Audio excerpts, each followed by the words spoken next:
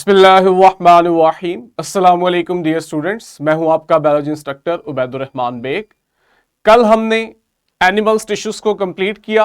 मैंने आपको बताया था कि एनिमल्स में 4 तरह के टिश्यूज थे: epithelial tissue, connective tissue, muscle tissue और लास्ट पे हमने नर्वस टिश्यू पढ़े थे।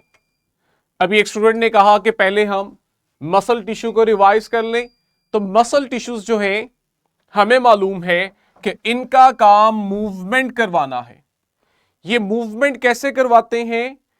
ये कंट्रैक्ट करते हैं, इनमें कंट्रैक्शन होती है और कंट्रैक्शन की वजह से आप देखते हो कि ये मूवमेंट करवा पाते हैं। ये आपकी बॉडी के कुछ स्पेशल सेल्स हैं जो कंट्रैक्शन करते हैं।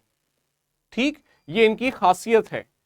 मसल सेल्स जो हैं, चूंकि ये लॉन्ग होते हैं, हम इसीलिए इन्हें मसल फाइबर्स भी कहते हैं। और ज्यादा अगर मैं स्पेसिफिक नाम लूं तो मसल सेल्स या मसल फाइबर को हम मायोसाइट्स भी बोलते हैं। लिख लेना है अगर आपकी बुक में नहीं लिखा हुआ। 3 तरह के हमें मालूम है: स्केलेटल मसल सेल्स या टिश्यू, कार्डिक मसल टिश्यू और स्मूथ मसल टिश्यू। अब देखो, काम तीनों का ही कंट्रैक्शन करवाना है, लेकिन कंट्रैक्शन में भी फर्क है। कौन सा बॉडी ऑर्गन कंट्रैक्शन करवा रहा है वो भी मुख्तलिफ है। अगर तो सिर्फ स्केलेटल मसल्स की बात करें, स्केलेटल मसल्स, इसके नाम पे गौर करो। ये वो मसल्स हैं जो आपके स्केलेटन के साथ अटैच होते हैं। क्योंकि ये आपके ढांचे स्केलेटन के साथ अटैच होते हैं, इसलिए हम इन्हें स्केलेटल मसल टिश्यू या स्केलेटल मसल सेल्स कहते हैं। इनका काम होता है कि जब ये कंट्रैक्ट करें तो ये आपके स्केलेटन की मूवमेंट करवाएं, जिसको आप वॉलेंट्री मूवमेंट कहते हो, जो आपके कंट्रोल में होती है। फिर इसके अलावा हम देखते हैं कि कुछ बॉडी ऑर्गन्स ऐसे हैं जिनकी मूवमेंट हमारे कंट्रोल में नहीं है। जैसे आपके डाइजेस्टिव सिस्टम के ऑर्गन्स जो हैं, इनके अंदर मूवमेंट होती है जो कि आपके फूड को डाइजेस्टिव सिस्टम में से पास करवाती है। यह आपके कंट्रोल में नहीं है। आप सांस लेते हो, आपके लंग्स एक्सपैंड करते हैं, कंट्रैक्ट करते हैं, एक्सपैंड करते हैं। ये जो लंग्स की कंट्रैक्शन हो रही है, एक्सपेंशन हो रही है, ये भी मूवमेंट है, लेकिन आपके कंट्रोल में नहीं है। आप नहीं कह सकते कि मैं सांस भी लूं और मेरे लंग्स एक्सपैंड भी ना हो, ऐसा नहीं होता। तो ये जो इनवॉलेंट्री मूवमेंट है, यहां फिर आपके पास स्मूथ मसल्स इन्वॉल्व होते हैं। देखो, करवा कंट्रैक्शन ही रहे हैं, मूवमेंट ही रहे हैं, लेकिन काम मुख्तलिफ हो गया। बॉडी के अंदर जिन स्ट्रक्चर्स में ये मौजूद हैं वो स्ट्रक्चर बदल गए हैं। फिर आपके पास थर्ड टाइप जो आती है वो है कार्डिक मसल टिश्यू। ये बाकी दोनों से कंप्लीटली डिफरेंट होते हैं। उसकी वजह यह है कि ये आपकी पूरी बॉडी के सिर्फ एक ही स्ट्रक्चर में मौजूद है, विच इज हार्ट। और हमें मालूम है कि हार्ट का काम वो ऐसा काम है जो उसके अलावा और कोई नहीं करता हमारी बॉडी में, यानी ब्लड की सर्कुलेशन करवाना। ये ब्लड की सर्कुलेशन कैसे करते हैं? हार्ट पावरफुली कंट्रैक्ट करता है। जब हार्ट पावरफुली कंट्रैक्ट करता है तो इसके अंदर ब्लड होता है, उस ब्लड पे प्रेशर पड़ता है और वो ब्लड हार्ट को छोड़ के आपकी बॉडी में सर्कुलेट करता है। तो ये जो आपके पास हार्ट के मसल्स हैं, ये बने होते हैं कार्डिक मसल टिश्यूज के। ठीक, और हमने देखा था इनके स्ट्रक्चर में भी फर्क था, और पिछले एसएलओ में मैंने आपको इनका स्ट्रक्चर भी समझाया हुआ है, और कल भी हमने सिमुलेशन में इसको ऑब्जर्व किया था। तो मैं तीनों मसल्स को, ठीक है, जो 3 तरह के मसल्स हैं, इनके काम को मिला के कह सकता हूं कि ये हमारी बॉडी में वॉलेंट्री मूवमेंट करवा रहे हैं, पंपिंग ऑफ ब्लड है, और इनवॉलेंट्री मूवमेंट, यानी वॉलेंट्री मूवमेंट भी करवा रहे हैं, इनवॉलेंट्री मूवमेंट भी करवा रहे हैं, और ब्लड की पंपिंग भी कर रहे हैं। ये जो आपके पास टिश्यूज होते हैं, इन्हें आप मसल टिश्यू कहते हो। आई होप आपको ये चीज क्लियर होगी। अदरवाइज आपके यूट्यूब चैनल पे जो प्रीवियस हमारा एसएलओ था, जहां हमने मसल सेल्स पढ़े हैं, वो मौजूद है। ठीक है, तो प्रीवियस लेक्चर से भी हेल्प किया करो। हम एसएलओ पढ़ रहे हैं जहां डिस्टिंग्विश करना है टिश्यूज, ऑर्गन्स और ऑर्गन सिस्टम्स में with the help of examples from animals and plants. आज हमने टिश्यूज इन प्लांट स्टार्ट करने, किड्स एजुकेट कैंपस बॉयज बच्चों आपका हैंड रेज है, कुछ पूछना चाहते हो? नहीं तो इसको लोअर कर लो अगर बाय मिस्टेक है। कोशिश किया लेक्चर के स्टार्ट में क्वेश्चन ना किए ताकि हमारा लेक्चर स्लो ना हो, थोड़ा सा टाइम दिया और उसके बाद क्वेश्चन स्टार्ट किए। सर हाँ जी बोलें। सर डायाफ्राम्स क्या होते हैं? डायाफ्राम कह रहे हो? Yes sir. अभी हम स्टमक पढ़ेंगे तो वहां उसका जिक्र आएगा। ये भी आपके पास एक मस्कुलर स्ट्रक्चर है हमारी बॉडी का। Thank you sir. ठीक है, आगे मैं इसका जिक्र कर दूंगा। क्वेश्चन अच्छा है, लेकिन आगे जब हम ऑर्गन की बात करेंगे स्टमक की वहां बताऊंगा। चले जी, जैसे एनिमल्स के अंदर 4 तरह के टिश्यूज थे, वैसे ही आप देखते हो प्लांट्स में भी टोटल 4 तरह के टिश्यूज हैं। एक को आप कह रहे हो meristematic tissue, ground tissue, epidermal tissue और वेस्कुलर टिश्यू। अब हम इन्हें वन बाय वन पढ़ेंगे with the help of simulation. Meristematic tissues जो है ना, इन्हें याद रखो इस तरह के प्लांट्स में जो ग्रोथ होती है, हम देखते हैं ना बेबी प्लांट होता है लेकिन कुछ टाइम के बाद उसका साइज बड़ा हो जाता है। ये जो उसमें ग्रोथ हुई है, उसका साइज इंक्रीज हुआ है, ये मेरिस्टेमेटिक टिश्यूज की वजह से होते हैं। तो मेरिस्टेमेटिक टिश्यूज का बुनियादी काम प्लांट्स के अंदर ग्रोथ करवाना है। तो जहां भी प्लांट्स में ग्रोथ का जिक्र हो, आपके ज़हन में फौरन मेरिस्टेमेटिक टिश्यूज आने चाहिए। थोड़ा सा इन्हें पढ़ते हैं, फिर इनकी प्लांट के अंदर लोकेशन भी देखते हैं। कहता है ये ग्रोथ करवाने में अपना रोल प्ले करते हैं। ऐसा क्या है इनमें? इनके अंदर बहुत रैपिड सेल डिवीजन होती है, यानी ये वो टिश्यूज होते हैं जिनके सेल्स बहुत ज्यादा डिवाइड करते हैं। देखो सेल डिवाइड करेंगे तभी सेल्स की तादाद बढ़ेगी, सेल्स की तादाद बढ़ेगी तो स्ट्रक्चर ग्रो करेगा, साइज इंक्रीज होगा। हम भी जब ह्यूमन बेबी भी ग्रो कर रहा होता है तो असल में हमारे अंदर नंबर ऑफ सेल्स बढ़ रहे होते हैं। और नंबर ऑफ सेल्स क्यों बढ़ रहे होते हैं? क्योंकि सेल डिवीजन ज्यादा हो जाती है। तो प्लांट्स में भी ग्रोथ के लिए सेल डिवीजन ज्यादा होती है ताकि सेल ज्यादा डिवाइड करें, नए सेल्स ज्यादा बने। लेकिन कौन से सेल्स? मेरिस्टेमेटिक टिश्यूज वाले सेल्स, इनके अंदर यह खसूसियत है कि ये बहुत ज्यादा डिवाइड करते हैं।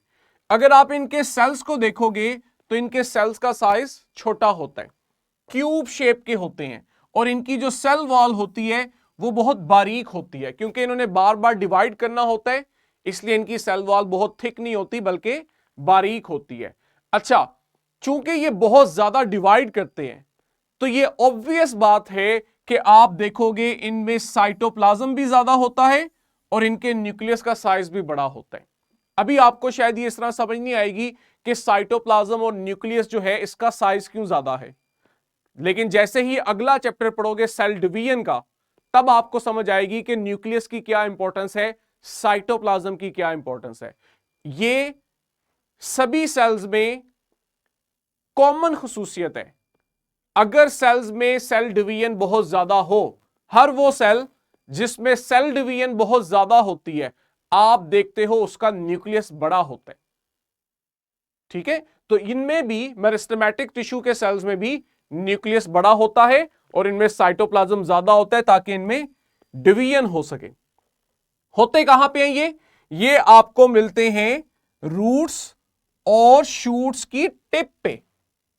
अब रूट्स तो जमीन के नीचे है, हम उन्हें ऑब्जर्व नहीं कर रहे होते, लेकिन वो जो तना है, शूट है, स्टेम है, वो तो जमीन के ऊपर ग्रो कर रहा होता है ना, उसको तो हम ऑब्जर्व करते हैं कि जब वो ग्रो कर रहा होता है तो उसकी ये जो टिप होती है असल में ये ऊपर की तरफ बढ़ रही होती है।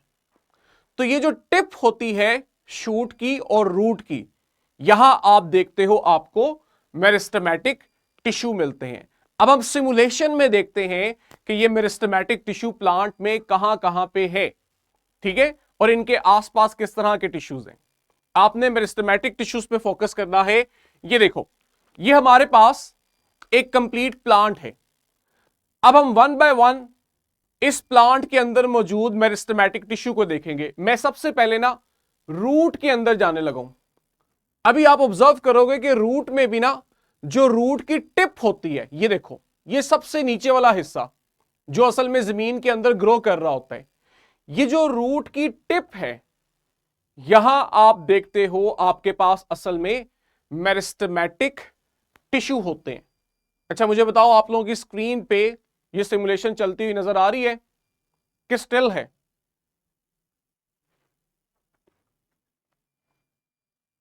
ये देखें, ये आपके पास वो दिखाया जा रहा है कि सेल डिवीजन होने से नए सेल्स बन रहे हैं। ठीक है, आपने कहां फोकस करना है? आपने फोकस करना है कलरफुल रीजन पे। ये जो आपके पास कलरफुल रीजन है ना, आपने इसको गौर से देखना है। आप देखोगे कि आपके पास ये कलर्स जो हैं ये आगे यहां पे अपीयर होंगे, इस जगह पे। आपने इस चीज को ऑब्जर्व करना है।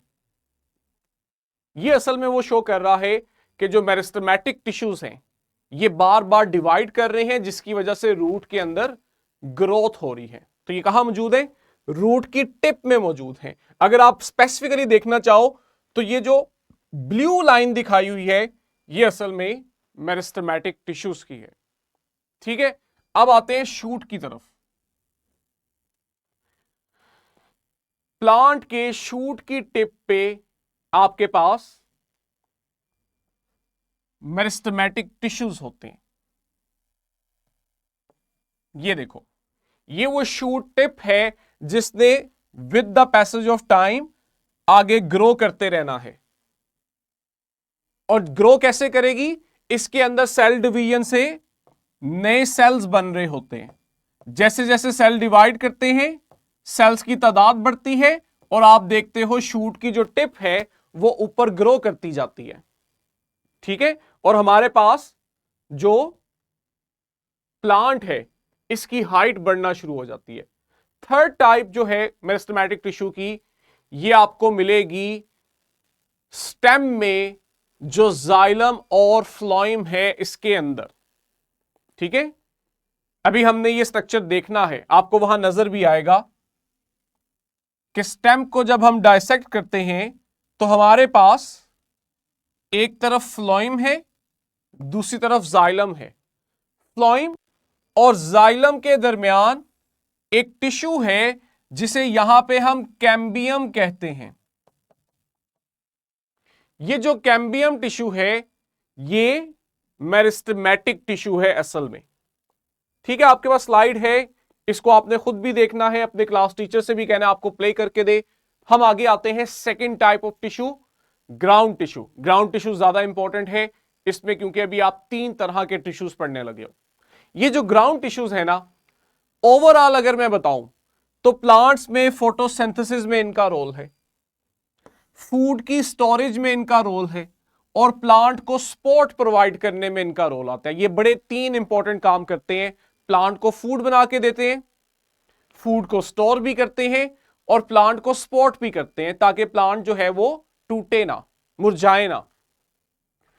3 तरह के हैं ग्राउंड टिश्यू सेल्स। पहली टाइप है पैरेन्काइमा सेल्स। पैरेन्काइमा सेल्स जो है ये ग्राउंड टिश्यू की एक टाइप है। जो पैरेन्काइमा सेल्स होते हैं इन्हें आप देखते हो ये बहुत क्लोजली पैक्ड होते हैं, इनमें खाली जगह नहीं होती, ये बिल्कुल साथ साथ जुड़े हुए होते हैं। ठीक है, ये इनकी खसूसियत है।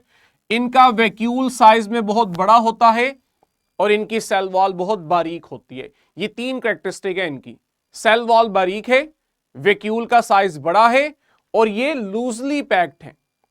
ठीक है, लूजली पैक्ड है मतलब इनमें स्पेसेस हैं। पहले मैं ऑपोजिट बोल गया था, लूजली पैक का मतलब है कि इनमें स्पेसेस रह जाती हैं।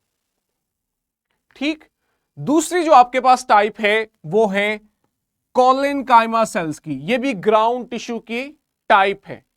कहते हैं ये सेल साइज में लेंथी होते हैं, एलोंगेटेड होते हैं, और इनकी जो सेल वॉल है ना ये अनइवन होती है। अनइवन से मतलब है कि जब आप कोलिनकाइमा सेल्स को देखते हो तो ये किनारों से ना इनकी सेल वॉल बहुत थिक होती है, स्ट्रॉन्ग होती है, लेकिन किनारों से जब आप दूर आते हो तो इनकी जो सेल वॉल है वो यहां पे बहुत बारीक होती है।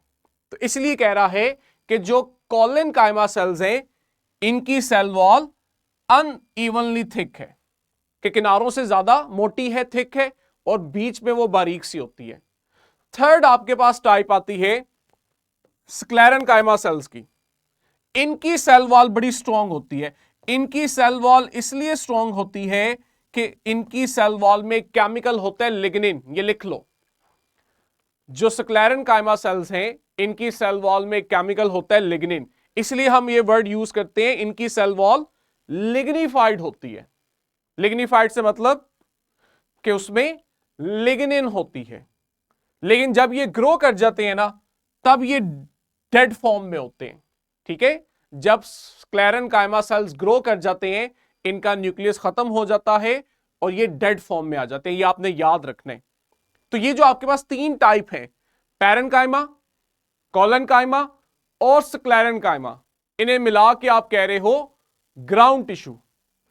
अब मैं आपको एग्जाम्पल दूंगा पैरेनकाइमा सेल की, तो आप कहोगे सर हमने तो ये पढ़ा था लेकिन हमें मालूम नहीं था कि इसको पैरेनकाइमा सेल कहते हैं।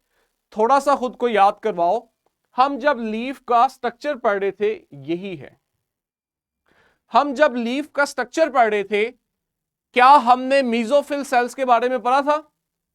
दो तरह के मीजोफिल सेल्स थे, palisade mesophyll cell, spongy mesophyll cell, याद है? ये जो पैलिसेड और स्पॉन्जी मीजोफिल सेल्स थे बच्चों, ये असल में पैरेनकाइमा सेल्स थे। और मीजोफिल सेल्स क्या कर रहे थे? फोटोसिंथेसिस करवा रहे थे ना। तो अभी क्या मैंने आपको नहीं बताया कि ग्राउंड टिश्यूज का एक काम फोटोसिंथेसिस करवाना होता है? तो इसका मतलब यह हुआ कि जो मीजोफिल सेल है ये असल में पैरेनकाइमा सेल्स ही हैं। ठीक है, तो पैरेनकाइमा सेल्स प्लांट के अंदर चेंज होते रहते हैं, जैसे पत्तों के अंदर ये मीजोफिल सेल में चेंज हो जाते हैं। तो मीजोफिल सेल असल में पैरेनकाइमा सेल ही हैं। ठीक है, अब मैं आपको यहां पे इनकी अपीयरेंस दिखाता हूं। अच्छा, एक दफा फिर देख लो, हमने आगे भी इस पे आना है। ये आपके पास लीफ का स्ट्रक्चर है। अब इसमें अगर हम पैरेनकाइमा को देखें तो ये आपके पास फूड स्टोरेज के लिहाज से आप देखते हो रूट्स में मिलते हैं। ठीक है, जब आप पैरेनकाइमा का फंक्शन देखते हो, ये लीव्स के अंदर क्या करवा रहे हैं? फोटोसिंथेसिस। वहां इनका नाम है मीजोफिल सेल, लेकिन रूट्स के अंदर इनका काम होता है फूड को स्टोर करना। ठीक है, तो रूट्स के अंदर जो पैरेनकाइमा सेल्स हैं, जब आप इन्हें ऑब्जर्व करते हो तो आपको इसके अंदर फूड स्टोर हुआ मिलता है। जैसे स्टार्च है, स्टार्च किसकी बनी होती है? स्टार्च ग्लूकोज की बनी होती है, और ग्लूकोज जो है वो असल में फूड है जो फोटोसिंथेसिस के दौरान बनाए। तो जो एक्स्ट्रा फूड होता है उसे स्टार्च की शक्ल में पैरेनकाइमा के अंदर स्टोर कर लेते हैं। तो पैरेनकाइमा लीफ में फोटोसिंथेसिस करती है और रूट्स के अंदर फूड को स्टोर करते हैं। ठीक है, स्क्लेरेनकाइमा को अगर हम देखें, ये देखो, ये स्टेम को इन्होंने दिखाया हुआ है काट के, कि जब आप स्टेम की डायसेक्शन करते हो तो आपको यहां पे ये जो रेड पोर्शन नजर आ रहा है ये स्क्लेरेनकाइमा टिश्यूज है। स्क्लेरेनकाइमा टिश्यूज का काम प्लांट को सपोर्ट देना है। अगर ये आपके स्टेम में है तो ये स्टेम को सपोर्ट दे रहे हैं। स्टेम को सपोर्ट किसके खिलाफ चाहिए? जो खुश्की वाले प्लांट्स है ना, इन्हें खतरा होता है बहुत ही ज्यादा स्ट्रॉन्ग विंड से। जब तेज हवाएं चलती हैं ना तब खतरा होता है कि कहीं प्लांट टूट ना जाए। और अक्सर हम देखते हैं आंधी तूफान आते हैं तो पौधे टूटते भी हैं, लेकिन बहुत जल्दी नहीं टूटते। उसकी वजह यह होती है कि इनके स्टेम में कॉलनकाइमा सेल्स होते हैं जो इन्हें तेज हवाओं के खिलाफ स्ट्रेंथ देते हैं, सपोर्ट देते हैं। ठीक है, स्लाइड्स पे आते हैं। अगले जो टिश्यूज है ना ये आप लोगों ने पढ़े हुए हैं, मैं क्वेश्चन लेता हूं। असल में जो हमने ग्राउंड टिश्यू और मेरिस्टेमेटिक टिश्यूज पढ़े हैं ये अभी पढ़े हैं, लेकिन अगली दोनों टाइप्स आप पिछले एसएलओ में पढ़ के आए हो। वहां हमने एपिडर्मल सेल्स पढ़े थे, अगर याद हो। याद है? एपिडर्मल सेल्स जो है यही आपके पास एपिडर्मल टिश्यू बना रहे हैं। दूसरे आपके पास है वेस्कुलर टिश्यू, ये भी हम पढ़ लेंगे, सिंपल है। Kids educate campus girls, hand raise किया हुआ है बच्चों आपने। अस्सलाम वालेकुम सर। वालेकुम सलाम।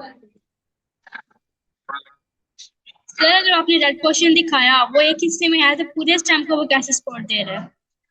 दोबारा से पूछो, क्वेश्चन के स्टार्ट में आपने क्या कहा है?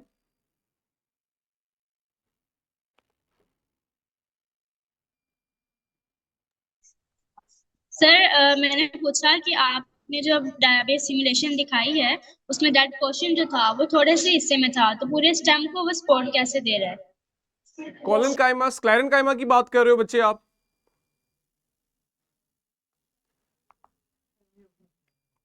स्क्लेरन काइमा की बात कर रहे हो ना, कि वो सपोर्ट कैसे कर रहे? तो बड़ा सिंपल है, ये आपके पास फर्ज करो यस स्टेम है। फर्ज करो ये जो गोल सर्कल है, आपने पौधे को काटा है और ये उसका स्टेम है। जो आपके पास स्क्लेरन काइमा टिश्यूज होते हैं ना, उन्होंने स्टेम को अंदर से यूं घेरा होता है।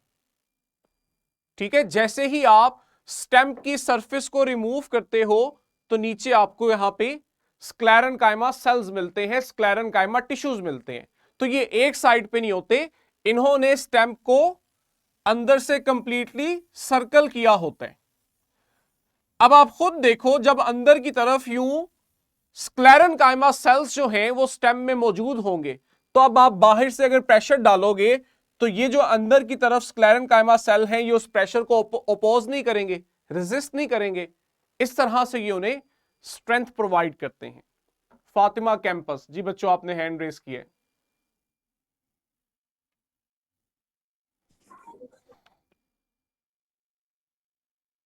अनम्यूट करना है पहले, फिर बोलना है।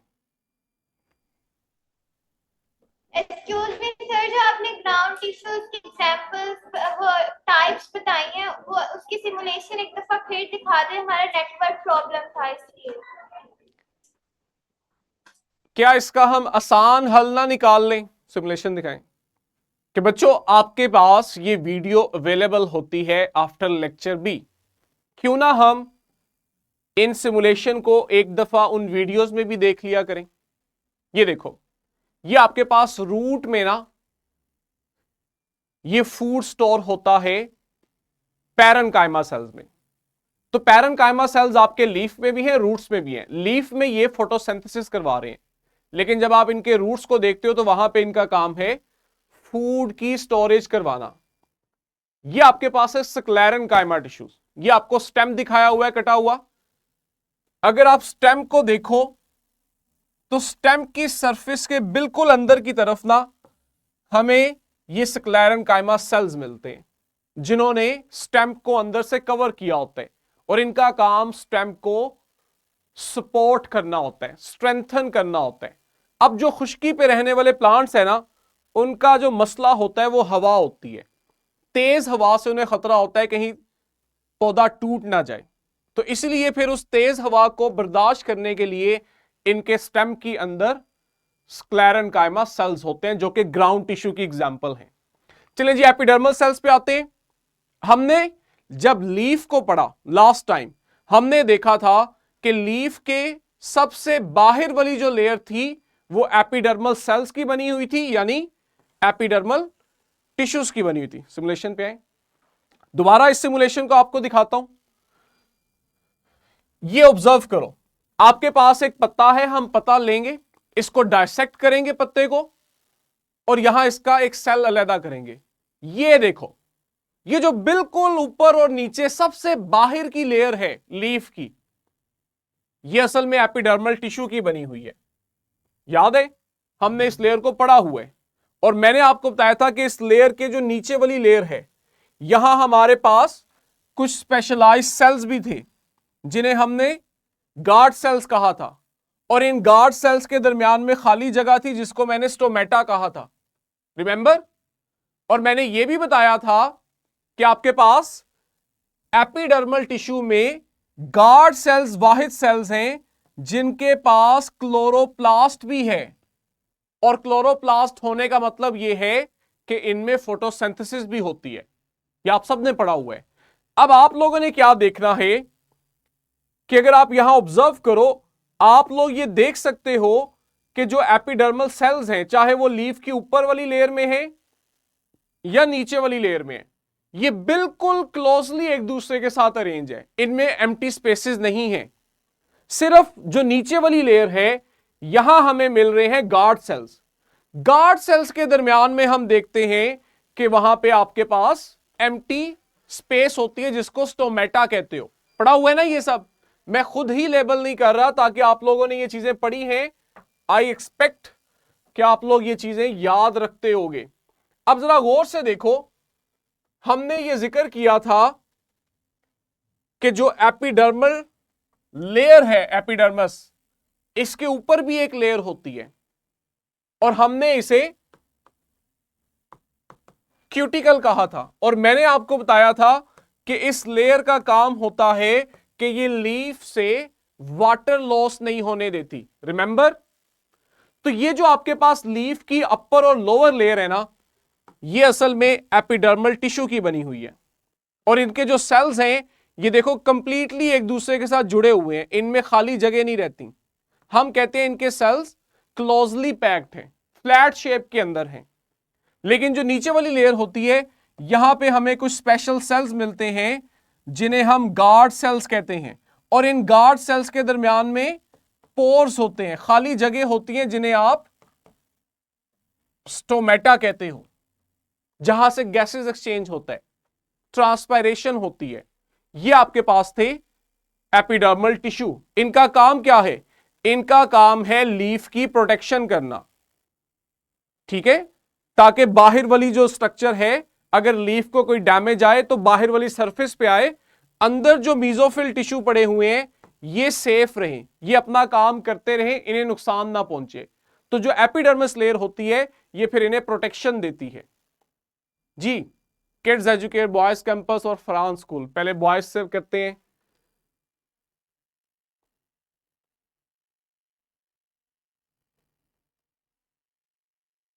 आप लोग मोबाइल यूज कर रहे हो कैमरा के लिए? अस्सलाम वालेकुम सर। हाँ जी, वालेकुम सलाम। सर सर कोलन काइमा सेल्स का क्या फंक्शन होता है? Very good. कोलन काइमा सेल्स का क्या फंक्शन होता है? पेरेंट काइमा तो हमने देखा वो फोटोसिंथेसिस भी करवा रहे हैं और फूड की स्टोरेज भी कर रहे हैं। स्क्लेरन काइमा का मैंने बताया कि वो स्टेम को सपोर्ट दे रहे थे। इन्होंने पूछा है, अनम्यूट कर दो, इन्होंने पूछा, म्यूट करो बल्कि, इन्होंने पूछा है कि कोलन काइमा का क्या काम है। कोलन काइमा सेल्स जो हैं ये भी सपोर्ट देते हैं, लेकिन फर्क है, स्क्लेरन काइमा भी सपोर्ट दे रहे हैं, कोलन काइमा भी सपोर्ट दे रहे हैं। जब प्लांट ग्रो कर रहा होता है ना, जो बेबी प्लांट होता है या लीफ नए बन रहे होते हैं, बेबी लीव्स होते हैं, वो जो बेबी स्ट्रक्चर है ना प्लांट में, उसको कोलन काइमा सपोर्ट देते हैं। और जब प्लांट ग्रो कर जाता है, मेच्योर हो जाता है, तब उसको जो सपोर्ट देते हैं वो स्क्लेरन काइमा सेल्स देते हैं। ये फर्क याद रखना है। जब आपके पास नया प्लांट बन रहा है, नया स्टेम बन रहा है, नया लीफ बन रहा है, उसको सपोर्ट देना कोलन काइमा सेल्स का काम है। और जब वो ग्रो कर जाएगा, अब उसके अंदर जो सपोर्ट है, स्ट्रेंथ है, वो स्क्लेरन काइमा सेल्स दे रहे हैं। फ्रांस स्कूल, जल्दी से यहीं पे रोकते हैं। आप लोग जो हो, मुझे लगता है अभी चीजों को इतना जल्दी पिक नहीं कर रहे हो। जितना मैं सोच के आता हूं हम उतना नहीं पढ़ा पाते, ठीक है। अब मैंने एपिडर्मल टिश्यूज आपको पढ़ा दिया है, जो सारी बातें बताई हैं स्लाइड पे वही लिखा है, अभी दिखा भी दूंगा। फ्रांस स्कूल, क्या पूछना चाहते हो बच्चों? Excuse me sir. जी बोलें। सर आपने कहा कि जो एपिडर्मल सेल्स में गार्ड सेल्स नीचे वाली लेयर में होते हैं, तो वो ऊपर वाली लेयर में होते हैं कि नहीं होते? Good question. ये बाकी बच्चे क्यों नहीं सोचते ऐसे जी? और मैं जान के इंटेंशनली इस तरह के अल्फाज बोल रहा होता हूं कि ताकि आप समझो, सोचो उसके ऊपर। अब मैं इंटेंशनली कहता हूं हर दफा कि गार्ड सेल सिर्फ नीचे वाली लेयर में है, ताकि आप लोग सोचें कि वो ऊपर वाली लेयर में क्यों नहीं है। ठीक है, वापस आते हैं एनिमेशन पे। अगर थोड़ा सा खुद को याद करवाओ, मैंने आपको बताया था कि यहां पे मसला पता है क्या है? जो खुश्की पे रहने वाले प्लांट है ना, चलें जी वापस देखते हैं इन्हें। खुश्की पे रहने वाले प्लांट्स का मसला ये है, इन्हें ये खतरा होता है हर वक्त कि कहीं इनके अंदर मौजूद पानी जो है वो बिला वजह बाहर लॉस ना होना शुरू हो जाए। क्योंकि अगर बाहर पानी जाता रहा तो अंदर पानी की कमी होगी और पानी की कमी से पौधा मुरझा जाएगा, मुरझा जाएगा तो डेथ भी हो सकती है। तो इन्हें पानी लॉस को रोकना है। उस वाटर लॉस को रोकने के लिए इन्होंने क्या किया है, क्यूटिकल बना दी है जो वाटर लॉस को रोकती है। ठीक, लेकिन मसला यह है कि इन्हें बाहर से ना कार्बन डाइऑक्साइड चाहिए और अंदर वाली जो ऑक्सीजन है वो बाहर रिलीज करनी है। ये जो गैसेस एक्सचेंज होता है, कार्बन डाइऑक्साइड लीफ में आती है, ऑक्सीजन रिलीज की जाती है। इसके लिए इन्हें एक ओपनिंग चाहिए। इस ओपनिंग को हम कहते हैं स्टोमेटा। स्टोमेटा कहां पे है? स्टोमेटा गार्ड सेल्स के दरमियान में है। अब जब गार्ड सेल्स के दरमियान स्टोमेटा ओपन होते हैं तो गैसेस एक्सचेंज होते हैं। लेकिन मसला पता है क्या है? स्टोमेटा जब ओपन होते हैं ताकि गैसेस एक्सचेंज हो, इसी दौरान आप देखते हो अंदर से जो पानी है ना वो भी स्टोमेटा के थ्रू बाहर आ जाता है। अब प्लांट कोशिश में है कि इनके अंदर जो पानी है वो बाहर ना जाए ताकि ये मुरझाए ना। लेकिन जैसे स्टोमेटा ओपन होते हैं ताकि गैसेस एक्सचेंज हो, लीफ के अंदर का पानी स्टोमेटा से बाहर जाना शुरू कर देते हैं। अब प्लांट ये नहीं चाहते, थोड़ा बहुत तो मैनेज हो जाएगा, लेकिन अगर ये काम बहुत ज्यादा होगा तो प्लांट को खतरा है कि अंदर पानी की कमी से प्लांट मुरझा जाएगा। इस चीज के लिए आप देखते हो कि फिर जो गार्ड सेल्स हैं उन्हें नीचे वाली सरफेस पे रखा जाता है। अगर ये गार्ड सेल्स ऊपर वाली सरफेस में भी होंगे तो क्या होगा? इन गार्ड सेल्स की वजह से यहां स्टोमेटा आएंगे और स्टोमेटा की वजह से ये पानी बाहर लॉस होना शुरू हो जाएगा। तो प्लांट तो नहीं चाहते कि पानी लॉस हो, इसलिए फिर कुदरत ने यह किया है कि इनके अंदर स्ट्रक्चर ही ऐसा बनाया कि ऊपर वाली लेयर जो है यहां पे गार्ड सेल्स नहीं होते। गार्ड सेल्स सिर्फ नीचे वाली लेयर पे होते हैं ताकि गैसेस एक्सचेंज भी हो जाए और जो पानी का लॉस है यह भी कम से कम रहे। अगर गार्ड सेल ऊपर वाली लेयर में भी होंगे तो वाटर लॉस बहुत ज्यादा हो जाएगा। समझ आ गई? Kids educate campus girls.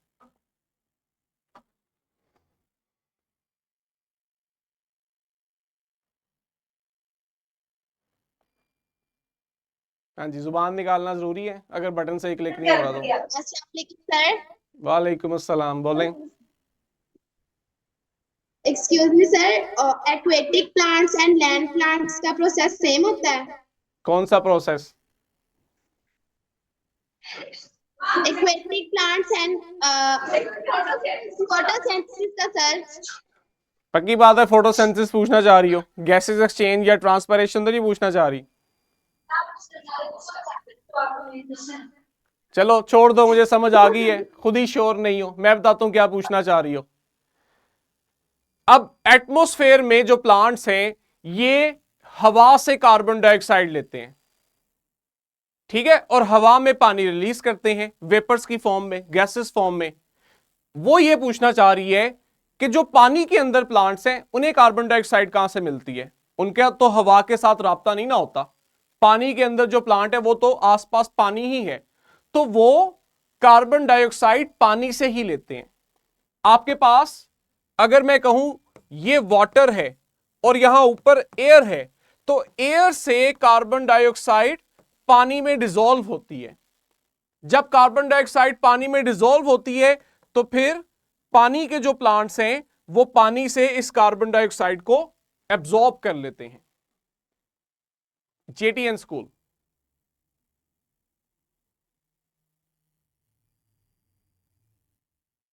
Sir अगर आगे सर अजय अगर से आगे कोलन क्या? काइमा सेल्स बेबी प्लांट को सपोर्ट करते हैं तो जब वो बड़े हो जाते हैं तो वो किधर चले जाते हैं? कोलन काइमा सेल्स जो है, अगर मैं आपको बताऊं, क्वेश्चन अच्छा है। हमारे जो पैरन काइमा सेल्स हैं यही चेंज होके कोलन काइमा सेल्स में बदल जाते हैं। तो कोलन काइमा सेल्स होते ही आरजी नेचर के हैं, ठीक है, क्योंकि ये शुरू से नहीं होते, जब बेबी प्लांट या बेबी स्ट्रक्चर ग्रो कर रहा होता है, वहां पे असल में जो पैरेन्काइमा सेल्स होते हैं ना, इनके अंदर होती है मॉडिफिकेशन, चेंजेस, और ये मॉडिफाई होके वहां कोलेनकाइमा सेल्स में बदल जाते हैं। ठीक है, ताकि ये उस बेबी प्लांट को सपोर्ट प्रोवाइड कर सके। और जैसे जैसे आपके पास वो स्ट्रक्चर ग्रो करता है, वहां फिर आप देखते हो इनका काम खत्म हो जाता है। वहां पे फिर आपके पास एक और सेल्स आ जाते हैं, स्क्लेरेनकाइमा सेल, ताकि वो ज्यादा बेहतर तरीके से ग्रोन पार्ट को सपोर्ट प्रोवाइड कर सके। तो कोलेनकाइमा सेल्स असल में पैरेन्काइमा सेल्स की ही मॉडिफाइड फॉर्म है, जो कि उस वक्त बन रही है जब बेबी प्लांट ग्रो कर रहा है। सेंट्रल स्कूल शाहजहां कैंपस, कोई नूर जहान है तो वो भी लिख ले। हाँ जी बोले, लास्ट क्वेश्चन, आई होप ये हमारा टाइम। अच्छा लिटिल स्टार वाले भी हैं, बॉयज जल्दी बोलो। खुद को अनम्यूट करें, आप लोग अनम्यूट ही हैं। माइक पकड़ के बेटा बोलना भी है, स्टिल नहीं होना। Little star model school Sheikhupura, बच्चों आप पूछो। सेंट्रल स्कूल वाले टाइप कर दे अपना क्वेश्चन। अस्सलामुअलैकुम सर जी। वालेकुम अस्सलाम। सर जी बीज में तो एक ही किस्म के सेल होते हैं, लेकिन प्लांट में इतने ज्यादा सेल कैसे आ जाते हैं, डिफरेंट टाइप्स के? आगे हम एक टॉपिक पढ़ेंगे, सेल स्पेशलाइजेशन। जैसे उस बच्चे ने बड़ा अच्छा क्वेश्चन किया कि जो सीड है उसमें तो इतनी वैरायटी नहीं होती सेल्स की, तो जब प्लांट बनता है तो उसमें इतनी वैरायटी के सेल्स कैसे आ जाते हैं। यही क्वेश्चन आपके जहन में आना चाहिए। जब ह्यूमंस या एनिमल्स की भी ग्रोथ हो रही होती है तो शुरू में ये एक सेल होता है। अगर हम अपनी बात करें ह्यूमंस, तो आप शुरू में एक सेल हो, लेकिन जब आप पूरा एक ह्यूमन बनते हो उस एक सेल से, तो आप में 200 इकसाम के सेल्स होते हैं। ये कहां से आते हैं, ये हम पढ़ेंगे आगे टॉपिक में, सेल स्पेशलाइजेशन। कल यहीं से कंटिन्यू करेंगे। बच्चों आपका फ्राइडे को जितना भी सिलेबस होगा हमारा, सैटरडे को उसका टेस्ट है। ठीक है, हमने कहां से स्टार्ट किया, हमने पिछले एसएलओ में जहां एनिमल सेल्स पढ़ना शुरू किए थे ना, वहां से हमने इस वीक में पढ़ना शुरू किया है। तो आपने पिछले एसएलओ से एनिमल सेल्स पढ़ने हैं, फिर इस एसएलओ पे आने। तो कल तक हम ये एसएलओ कंप्लीट कर चुके होंगे। सैटरडे को आपका पिछले एसएलओ और इस एसएलओ का टेस्ट होगा। अल्लाह हाफिज।